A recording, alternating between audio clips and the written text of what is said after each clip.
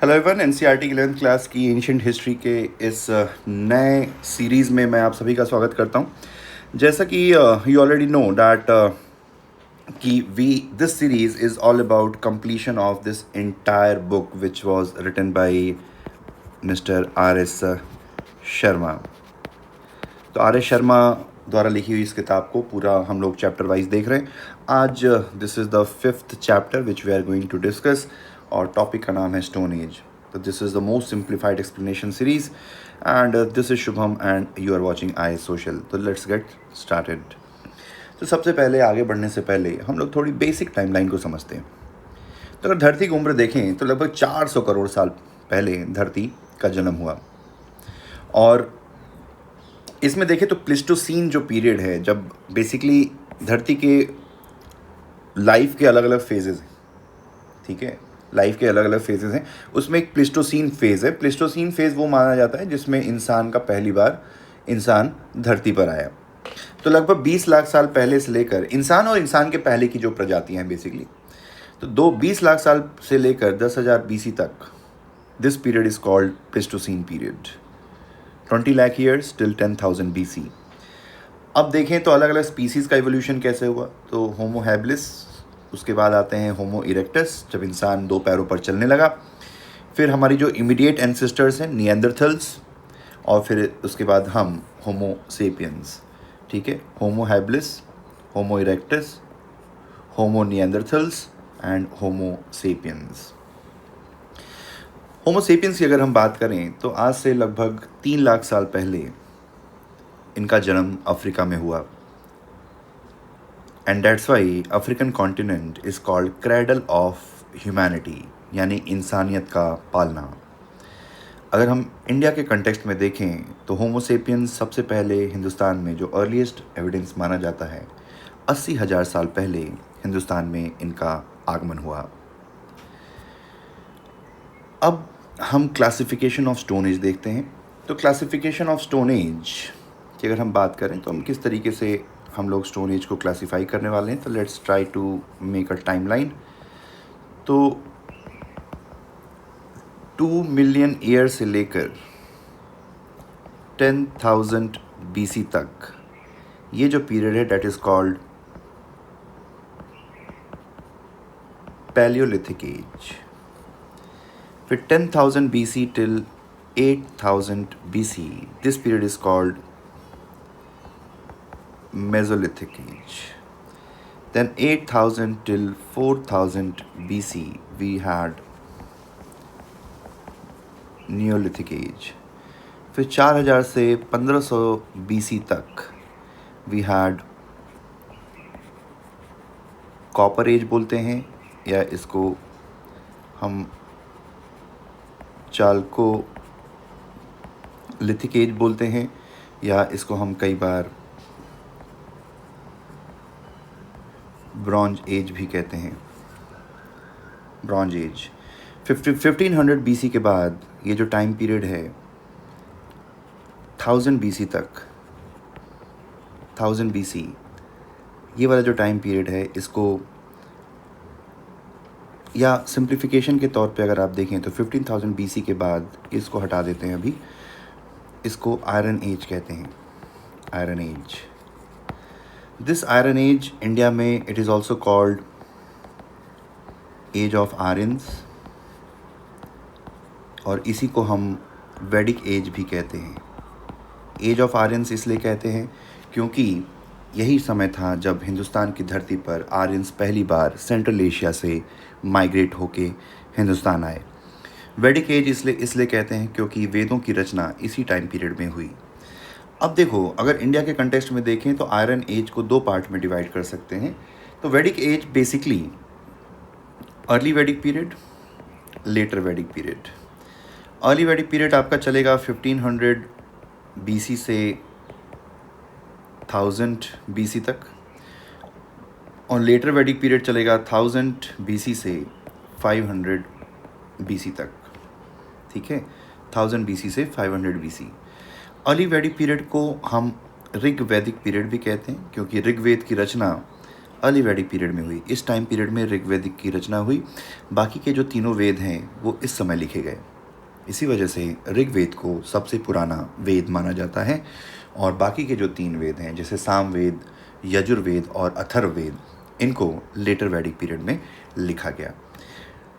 चलिए अब वापस से टॉपिक पर आते हैं। तो ये वाला जो टाइम पीरियड है जो लगभग 2 मिलियन ईयर्स से यानी 20 लाख साल पहले से 4000 BC तक चलेगा, इसको हम लोग कलेक्टिवली स्टोन एज कहते हैं। स्टोन एज इसलिए कहते हैं क्योंकि इंसान इस टाइम पर जितने भी टूल्स बना रहा था वो सारे टूल्स बनाने के लिए वो पत्थर का इस्तेमाल कर रहा था। ठीक है, तो पैलेथिक पीरियड देखें तो पैलेथिक पीरियड को अर्ली स्टोन एज भी कहते हैं। मेसोलिथिक पीरियड को मिडिल स्टोन एज भी कहा जाता है और न्यूलिथिक पीरियड को न्यू स्टोन एज भी कहते हैं। ठीक है, हिंदी में अगर देखें तो पूर्व पाषाण युग, मध्य पाषाण युग और नव पाषाण युग।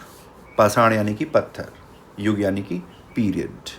ठीक है, तो ये बेसिक टाइमलाइन है, इसको ध्यान रखेंगे। अगर ये समझ में आ गया तो आगे का डिस्कशन और पूरी एंशिएंट हिस्ट्री समझना काफ़ी आसान हो जाता है। चलिए अब ये जितनी भी एजेस हैं उनको एक एक करके समझने की कोशिश करते हैं। तो बेसिकली एक ये टेबल है जिसमें हमने पैलेलिथिक, मेसोलिथिक और न्यूलिथिक तीनों एजेस को अलग अलग कॉलम में लिखा है और किन फैक्टर्स पे हम इनको कंपेयर करेंगे वो भी मेंशन किया हुआ है। तो अगर हम क्लाइमेट की बात करें तो पैलेलिथिक पीरियड में आइस एज चल रही थी। कहने का मतलब है कि मेजॉरिटी ऑफ जो अर्थ है वो बर्फ़ से ढकी हुई थी। कुछ ट्रॉपिकल एरियाज़ जो अर्थ इक्वेटर के पास वाले एरियाज़ हैं उनको अगर हम छोड़ दें तो लगभग पूरी धरती बर्फ़ से ढकी हुई थी। मेसोलिथिक पीरियड आते आते, ठीक है, यानी कि 10,000 BC आते आते जो टेम्परेचर है वो धीरे धीरे आइस एज ख़त्म हुई, टेम्परेचर गर्म होना शुरू हुआ और बारिश धीरे धीरे होनी शुरू हुई। और न्यूलिथिक पीरियड में यही जो सिलसिला है वो और बदस्तूर जारी रहा, यानी कि और गर्म टेम्परेचर और ज़्यादा बारिश। अब अगर हम एनिमल्स की बात करें तो पैलेलिथिक पीरियड में जो जानवर पाए जाते थे वो बड़े साइज़ के जानवर थे। जैसे कि आप इस फ़ोटो में देख सकते हैं, इसको वूली मैमथ कहा जाता है जो कि देखने में हाथी जैसा दिखाई देता है। फिर मेसोलिथिक पीरियड में क्या हुआ कि ये जो बड़े साइज़ के जो जानवर थे, these kind of bigger animals, they were replaced with smaller animals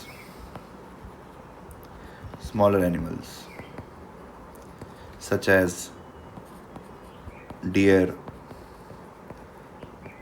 rabbits etcetera. ठीक है, अब ये चेंज क्यों हुआ इसको थोड़ा समझने के लिए एक इन्वायरमेंट और इकोलॉजी में एक रूल है, एलन रूल। हालांकि इस पूरे रूल पे नहीं जाएंगे, फिर वो एक लंबा डिस्कशन हो जाएगा। मोटा मोटा आप बस ये समझिए कि एलन रूल ये कहता है कि भाई ठंडे क्लाइमेट में जो जानवर पाए जाते हैं वो बड़े साइज़ के होते हैं, बिग साइज़ के। ठीक है, उनका मास जो है काफ़ी ज़्यादा होता है। ये इस वजह से ज़्यादा होता है ताकि वो लोग हीट को कंजर्व कर सके, हीट एनवायरनमेंट में ज़्यादा ना एस्केप हो, जिससे एनर्जी कंजर्व रह सके। तो अपने शरीर को गर्म करने के लिए उन्हें ज़्यादा ऊर्जा खर्च करने की, ज़्यादा एनर्जी खर्च करने की ज़रूरत नहीं पड़ेगी। इसी वजह से इनका जो मास है, इनका जो बॉडी साइज़ है काफ़ी बड़ा होता है, जो कि अगर आप देखें तो अगर आप पोलर बियर्स देखें या वॉलरस देखें या पेंगुइन्स देखें या आप सील देखें, तो जो भी ठंडे इन्वायरमेंट में पाए जाने वाले लगभग जानवर हैं वो काफ़ी मोटे होते हैं, गोल मटोल से होते हैं, छोटे छोटे कान, छोटे छोटे पैर, ये सारी चीज़ें। लेकिन जब आइस एज ख़त्म हुई तो ऐसे जानवर धीरे धीरे विलुप्त हो गए और छोटे जानवर धरती पर आए, जैसे डियर, रैबिट्स एट्सेट्रा। अब टूल्स देखें तो चूँकि पैलेथिक पीरियड में जो जानवर थे बिग साइज़ एनिमल, तो ऐसे जानवरों को मारने के लिए जो इंसान ने पत्थर इस्तेमाल किया, ये आप तीनों फ़ोटो ध्यान रखिएगा। ये वाला जो है ये पैलेथिक पीरियड का है, ये मेसोलिथिक टूल्स हैं और ये न्यूलिथिक टूल्स हैं। तो बड़े जानवर थे, तो बड़े जानवरों को मारने के लिए जो हथियार यूज़ किए गए, बड़े बड़े पत्थरों का इस्तेमाल किया गया, जो कि क्वार्ट्ज से बने हुए थे। वहीं मेसोलिथिक पीरियड में क्या हुआ कि चूँकि जो जानवर थे वो छोटे छोटे थे, जो बहुत तेज़ी से जंगलों में, घास में और जंगलों में भाग जाते थे, तो आप बड़े पत्थर से उनका शिकार नहीं कर सकते थे। इस वजह से छोटे छोटे टूल्स इंसान ने बनाए, जिनको डंडे के आगे लगाकर, जैसे मान लीजिए ये कोई डंडा है, इसके आगे आपने एक छोटा सा टूल बनाकर आपने स्पीयर बना लिया, जिसको भाला कहते हैं, ठीक है। या आपने ऐसे थोड़ा सा लगा के, एक टिप पे ऐसे लगा के आपने एरो बना लिया, जिसको धनुष, जिसको तीर कहते हैं, ताकि दूर से इन जानवरों का शिकार किया जा सके। तो इंसान ने क्या किया कि चूंकि जानवर जो है बहुत तेज़ी से भागने वाले थे, तो अब बड़ा पत्थर लेकर उनका शिकार नहीं कर सकते थे। तो क्या किया कि छोटे छोटे पत्थरों को इंसान लकड़ी के डंडों में या जानवर की, मरे हुए जानवर की हड्डियों में बांध कर यूज़ करने लगा, ताकि दूर से उसको मार कर, दूर से उसको फेंक कर किसी जानवर का शिकार किया जा सके। ठीक है, यहाँ तक समझ में आया। तो मेसोलिथिक पीरियड पे आते हैं, तो स्मॉलर टूल्स जिनको माइक्रोलिथ कहते हैं, ठीक है। और these microlith they were attach to the tip of the stick to create an arrow या स्पीयर, जो भी कह लीजिए। और ऐसे टूल्स को कंपोजिट टूल्स कहते हैं, ठीक है। कंपोजिट टूल का मतलब है कि दो मटेरियल से बना होगा। ये जो डंडा है, जो शाफ्ट है, that will be made of either stone, either wood और may be animal bone of an animal. और ये वाला जो उसका टिप होगा, that will be made of stone. तो इस तरीके के टूल्स आए। अब नियोलिथिक पीरियड में क्या हुआ कि नियोलिथिक पीरियड में इंसान ने बेसिकली, इंसान जो था, ठीक है, अगर आप देखें नियोलिथिक पीरियड में इंसान एग्रीकल्चर करने लगा, खेती करने लगा। और खेती करने की वजह से जो नियोलिथिक पीरियड के जो टूल्स हैं, they are basically related to agriculture, ठीक है। जैसे कि ये ग्राइंडस्टोन हो गया, फोटो देख सकते हैं, किसी भी अनाज को पीसने के लिए। या ये सिकल हो गया, हसूली, फसलों को काटने के लिए। या ये एक्स हो गया, पेड़ों को काटने के लिए, ताकि खेती के लिए ज़मीन बनाई जा सके। तो इस टाइप के जो टूल्स हैं, ठीक है, वो आपको नियोलिथिक पीरियड में देखने को मिलेंगे। तो पैलेलिथिक और मेसोलिथिक के जो टूल्स हैं वो हंटिंग से संबंधित हैं, हंटिंग से रिलेटेड हैं। और नियोलिथिक के जो टूल्स हैं, मोस्टली नियोलिथिक के जो टूल्स हैं वो एग्रीकल्चर से रिलेटेड टूल्स हैं। अब ऑक्यूपेशन की बात करें तो जैसा हमने देखा था कि पैलेलिथिक पीरियड में इंसान जो है हंटर गैदरर था। मेसोलिथिक पीरियड में भी हंटिंग गैदरिंग चालू रही। उसके साथ साथ इंसान जो वाइल्ड वैरायटी ऑफ अनाज है, ग्रेन्स जो हैं, जैसे गेहूँ, मान लो कि गेहूँ एक तो खेती करने वाला हो गया, एक गेहूँ हो गया जो जंगलों में ऐसे ही उगता है। तो ऐसे फसलों को इंसान ने पहचाना and they started gathering the grains of these crops, wild variety of crops which were growing in the forest naturally. तो ये हुआ मेसोलिथिक पीरियड में। और नियोलिथिक पीरियड में इंसान ने धीरे धीरे हंटिंग और हंटिंग लाइफ छोड़कर, शिकार करना छोड़कर, धीरे धीरे इंसान खेती में व्यस्त हो गया। अब लाइफस्टाइल का भी उसके ऊपर इम्पैक्ट पड़ेगा कि भाई पहले अगर आप जानवरों को मार रहे हैं तो इधर उधर भागना पड़ेगा भाई, you have to chase the animal. और फिर उसके बाद मेसोलिथिक पीरियड में सेमी नोमैडिक, ठीक है, थोड़ा कभी रुके, 2-4 दिन रहे, फिर आगे बढ़े। और नियोलिथिक पीरियड में जब खेती इंसान ने शुरू कर दी, तो बस उसके बाद इंसान जो है, उसके बाद इंसान पूरी तरीके से एक सेटल्ड लाइफ पर शिफ्ट हो गया, ठीक है। सेटल्ड लाइफ, जिसको सेडेंटरी लाइफ भी कहते हैं। इंसान ने हथियार से जंगलों को काटा और इंसान खेती करने लगा। और धीरे धीरे बहुत सारे लोग, अब चूँकि खेती करने लगा तो आपने मान लो एक घर बनाया, उसी के बगल में कोई और भी घर बनाएगा, तो ऐसे बहुत सारे लोग एक साथ रहने लगे। और एक साथ रहने की वजह से कल्चर का जन्म हुआ। कल्चर क्या होता है? Culture basically common set of practices which is followed या practised by a community. Common set of practices जो कम्युनिटी फॉलो करती है उसको कल्चर कहते हैं। तो कॉमन सेट ऑफ प्रैक्टिसेस में क्या क्या होगा भाई? आपकी फूड हैबिट हो गई, आपका लैंग्वेज हो गया, आपकी ड्रेसिंग हैबिट हो गई। ये सारी चीज़ें they are basically common set of practices which is called culture. और इसी तरीके से धीरे धीरे इंसानी सभ्यता का जन्म हुआ। अब एरियाज ऑफ सेटलमेंट देखें तो पैलेथिक पीरियड में इंसान हिली एरियाज़ में रह रहा था। हिली एरियाज़ में इसलिए रह रहा था क्योंकि वहाँ से उसको पत्थर चाहिए था, पत्थरों से हथियार बनाना था, पहली चीज़। दूसरी चीज़ ये है कि हिली एरियाज़ में आपकी नेचुरल केव्स हैं, ठीक है। पहले तो आपको स्टोन मिल जाएगा हिली एरियाज़ में आप रह रहे हो। दूसरा, आपके नेचुरल केव्स हैं जहाँ पर रहा जा सकता है। फिर तीसरा, फ्लड से बचा जा सकता है। चौथा, कोई भी जानवर या कोई डेंजर आ रहा है तो आप दूर से देख सकते हैं क्योंकि आप हाइट पर है।